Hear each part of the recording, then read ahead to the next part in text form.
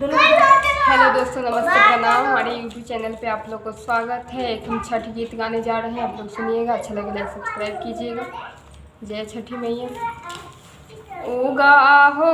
सूरज देव अर्घ के बेरिया, उगा हो सूरज देव अर्घ के बेरिया, अर्घ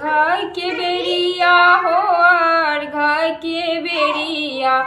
उठा हो सूरज देव अर्घ के बेरिया, अर्घ के बेरिया हो, अर्घ के बेरिया सब दिन आहो दीनानाथ साँझ सवेरे, सब दिन आहो दीनानाथ साँझ सवेरे, आजू किया कैलिया ते बेर हो दीनानाथ, आजू किया कैली एते बेर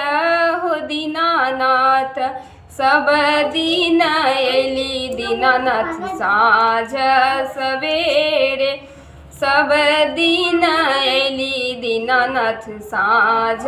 सवेरे, आजू किया भेल एते बेर हो, आहो आजू किया भेल एते बेर हे, मालिन बेटी अर्घ लेने ठाढ़ छल, आजू किया कैली एते बेर हे, मालिन बेटी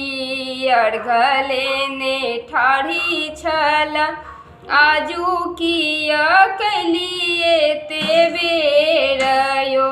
लिया लिया लिया दीनानाथ अर्घ के बेरिया, आजू किया कैली एते बेर हो, आहे आजू किया कैली एते बेर हे, अर्घ लेने ठाढ़ी छल डोमिन बेटी,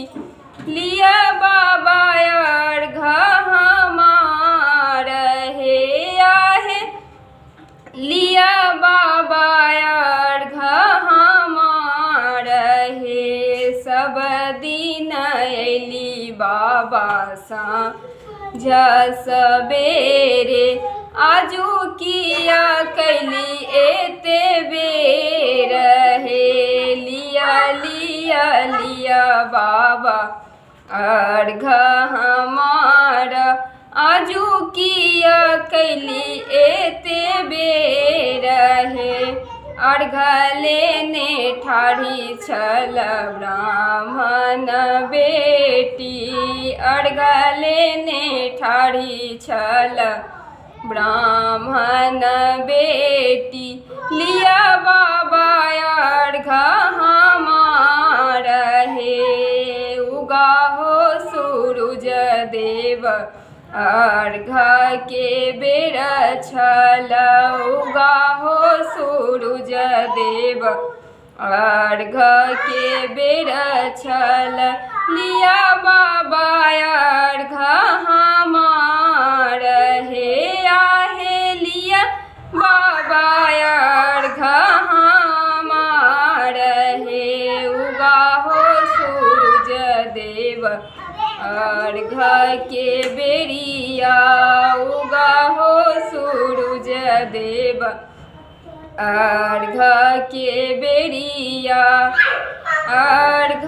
के बेरिया हो, अर्घ के बेरिया, बड़न बेटी अर्घ लेने ठाढ़ है, आहे बड़न बेटी अर्घ लेने ठाढ़ है, लिया बाबा अर्घ के बेर छल, सब दिन एली बाबा साँझ सवेरे, आजू किया कैली एते बेर। जय छठी मैया। धन्यवाद।